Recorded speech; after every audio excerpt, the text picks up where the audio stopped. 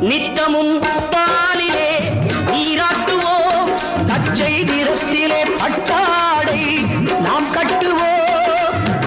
நித்தமும் பாலிலே நீராட்டுவோம், பச்சை நிறத்திலே பட்டாடை நாம் கட்டுவோம். திருநீரின் தத்துவம் தந்தை என்போம், அதில் திகழும் குங்குமத்தை அன்னை என்போம்.